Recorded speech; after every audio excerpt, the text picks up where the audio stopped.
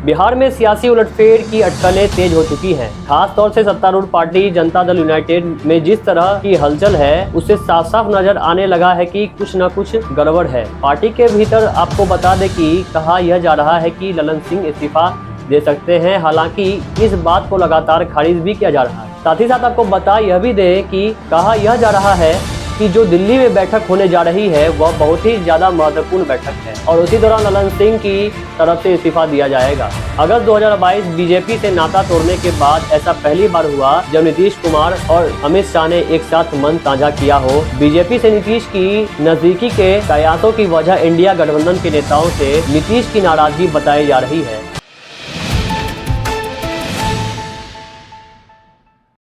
नमस्कार, मैं हूं प्रणव कुमार मिश्रा। इस वक्त आप सभी देख रहे हैं नमस्कार मिथिला न्यूज।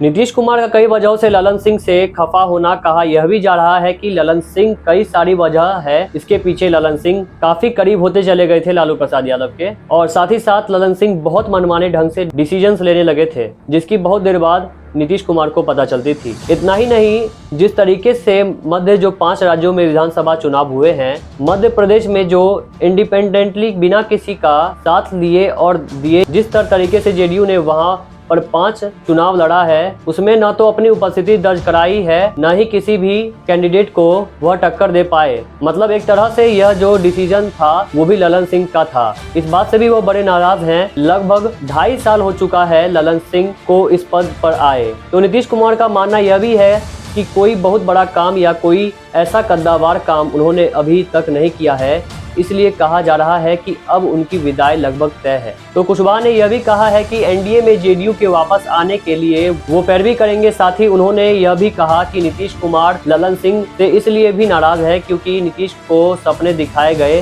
पीएम बनने के और अब ऐसा होता हुआ नजर नहीं आ रहा है। कहा यह गया था कि जिस तरीके से इंडिया अलायंस का गठन किया गया, एक प्लेटफॉर्म तैयार किया गया, उसके पीछे ललन सिंह बहुत बड़ा रोल प्ले कर चुके हैं। और कहा यह गया था कि यहाँ पर आपको भी ही पीएम कैंडिडेट घोषित किया जाएगा। मतलब नीतीश कुमार को यह सपना दिखाया गया था, लेकिन ऐसा नहीं हुआ।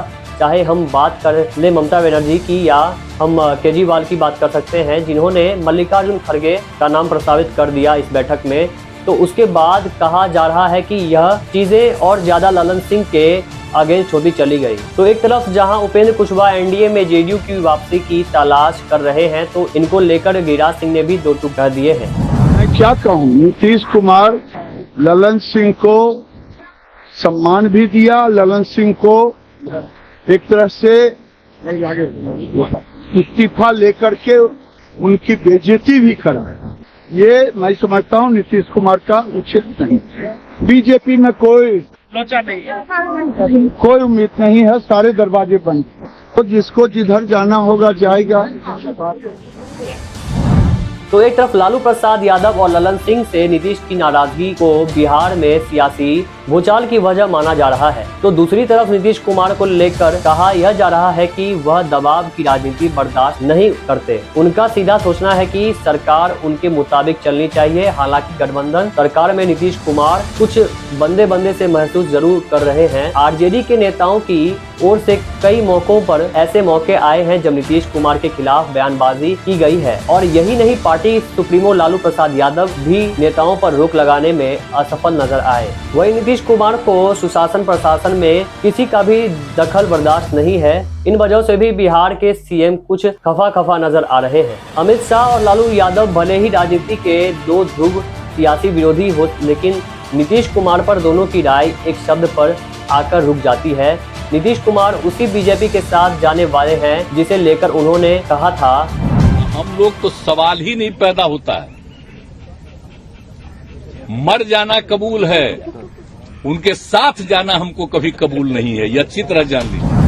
वैसे राजनीति संभावनाओं का खेल है और नीतीश कुमार इसके सबसे बड़े माहिर खिलाड़ी हैं। अगर बीच में मांझी के कार्यकाल को छोड़ दें तो पिछले 18 वर्ष से वो बिहार के मुख्यमंत्री की कुर्सी पर बैठे हुए हैं। बस सहयोगी बदलते रहते हैं। तो क्या एक बार फिर नीतीश कुमार साथी बदलने वाले हैं, इसे लेकर सस्पेंस की दो वजह है। पहली वजह ललन सिंह को लेकर खटपट दावा है कि आरजेडी से ललन सिंह की नजदीकी नीतीश कुमार को अखर रही है, इसलिए पार्टी अध्यक्ष पद से उनकी विदाई हो सकती है। ऐसे में 29 दिसंबर बिहार और देश की सियासत में एक अहम तारीख साबित हो सकती है, क्योंकि इस दिन जेडीयू ने राष्ट्रीय परिषद की बैठक बुलाई है। सूत्रों के हवाले में खबर है कि 29 दिसंबर को ललन सिंह जेडीयू के पार्टी अध्यक्ष के पद इस्तीफा दे सकते हैं और नीतीश कुमार एक बार फिर पार्टी की बागडोर संभाल सकते हैं। नीतीश कुमार के सियासी ट्रैक रिकॉर्ड को देख ले तो पार्टी में जो भी नेता उनके करीब आया, नीतीश कुमार ने बाद में उसे वनवास पर भेज दिया। यानी नीतीश कुमार ने पहले पार्टी में उस नेता को शून्य से शिखर तक पहुंचाया और फिर बाद में शिखर से शून्य पर ला दिया। नीतीश कुमार के लिस्ट में ऐसे नेताओं की लंबी चौड़ी फहरिस्त है।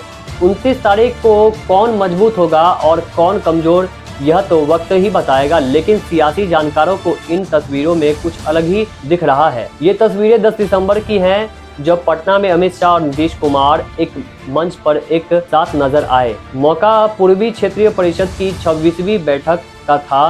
बैठक में झारखंड, उड़ीसा, बंगाल, बिहार के मुख्यमंत्रियों को हिस्सा लेना था, लेकिन बैठक में सीएम के तौर पर सिर्फ नीतीश कुमार ने हिस्सा लिया। अगस्त 2022 बीजेपी से नाता तोड़ने के बाद ऐसा पहली बार हुआ जब नीतीश और शाह ने एक साथ मंच साझा किया। अगस्त 2022 बीजेपी से नाता तोड़ने के बाद ऐसा पहली बार हुआ जब नीतीश कुमार और अमित शाह ने एक साथ मंच साझा किया हो। बीजेपी से नीतीश की नजदीकी के कयासों की वजह इंडिया गठबंधन के नेताओं से नीतीश की नाराजगी बताई जा रही है।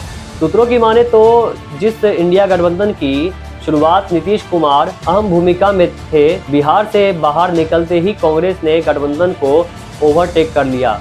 यह नीतीश के नाराज होने की पहली वजह बताई जा रही है कि बेंगलुरु की बैठक में विपक्षी गठबंधन का नाम इंडिया तय हुआ। खबरें आई कि ये नाम राहुल की ओर से तय किया गया, लेकिन नीतीश कुमार इस नाम से खुश नहीं थे। फिर दिल्ली की बैठक में पीएम मोदी के खिलाफ चेहरे पर बात हुई।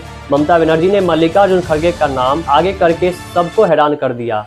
सूत्रों की माने तो अचानक आए इस प्रस्ताव ने नीतीश कुमार को नाराज कर दिया। दिल्ली की इस बैठक के बाद सूत्रों ने बताया कि राहुल गांधी ने नीतीश कुमार को फोन कर उन्हें समझाने की कोशिश की, लेकिन ये तो विवाद थमने का नाम ही नहीं ले रहा है। नीतीश भी पटना में इंडिया गठबंधन की बैठक से पहले किसी भी मनमुटाव से इनकार करते हैं। वही बीजेपी जमकर चुटकी ले रही है तो बीजेपी कह रही है कि प्रधानमंत्री का चेहरा न बनाए जाने से नीतीश नाराज हैं, तो वही मल्लिकार्जुन खड़गे से लेकर शरद पवार सफाई देते फिर रहे हैं कि प्रधानमंत्री पद के ऐलान की इंडिया गठबंधन को जरूरत ही नहीं है। यानी 2024 से पहले जमकर सियासी खेल हो रहा है और अगर बात नीतीश कुमार की है तो फिर क्या कहना।